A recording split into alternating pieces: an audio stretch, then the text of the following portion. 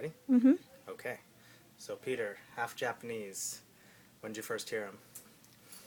Well, being the record nerd that I am, I first heard half Japanese when the first 7-inch EPs came out. And also, I guess I read New York Rocker, so I realized there's something going up in New York that's pretty wild. And the half Japanese singles were just, you didn't know what to make of them. I mean, they were really wonderful and kind of otherworldly. When their first album, the 3-record set, Half Beast. yeah, Half Beast, Not Gentleman, came out. They had a distribution deal through Atlanta, so everyone had 50 copies of that record. I just thought it was a hit. You know, I was like, wow, these guys must be doing great. There's like a waist-high pile of these records in every record store in town, and I bought it, and it was just kind of overwhelming. I mean, I didn't know what they were aiming for, but it was just kind of like, you know, a beam from Saturn going, you know, this is how life is in this other place we live. Did you ever see him live? I did. The first time I saw them live was, I think, maybe 1982.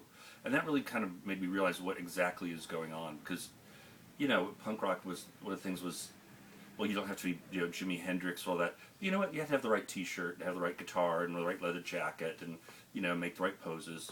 And I'm as guilty of that as anyone else. Half Japanese wasn't that way. They looked like your weird high school English teachers getting on stage and really reaching for the stars. You know, it was really moving and really great. I mean, it kind of made me realize, oh yeah, okay, that's exactly what these guys are about. And honestly, in a lot of ways, I think seeing them live, no matter what lineup, I guess I've seen a couple different lineups, you know, smaller, bigger, different people. It really tells you where those guys are coming from. It's a real place of sincerity and reality. There's nothing put on about it. Yeah. Did it have any direct influence on your art here or there, or not so much? You know, I would say kinda hear certainly my solo work Yeah, I was has gonna a say. little bit of half Japanese vibe in the sense that nothing is forbidden, you know, and I'm not really particularly worried about hitting the right chord change or if someone said this before or if I sound like an idiot saying this. And I know that part of that is an influence from those guys. You know, I mean, my half Japanese section, my vinyl is probably that wide, and it's huge. And as well as all the singles, and you know, at one point I had a bunch of jazz artwork, and you know, it was something to me that meant about the same as maybe someone like Howard Fenster, who was a friend of mine, a folk artist from Georgia, who didn't really care for the conventions of any type of art. He just painted, and I felt that was kind of what half Japanese were doing, and those guys were up to, is that, you know what, there's no influence on them whatsoever except themselves. Yeah. Goddamn right. Damn, that's pretty good. You got anything else?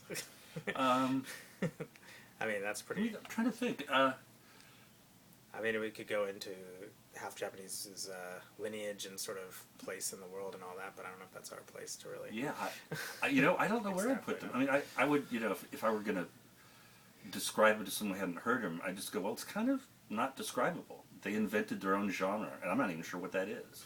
But, you know, no matter how late it is at night, if someone slaps on a half Japanese record in my house, I'll go within 2 bars. Well, that's half Japanese. I know who those guys are. You know, they're originals in the way, kind of same way that maybe Captain Beefheart was. You could see where some of the lineage comes from, but it just was kind of themselves. And really, all you can do in art or whatever it is you call this stuff that we do is be yourself to the best of your ability. Yeah, perfect. Yeah, Beautiful. You did. That's perfect, man. Right. You're good at this. You're Jesus really Christ. good I've at done this this. shit before.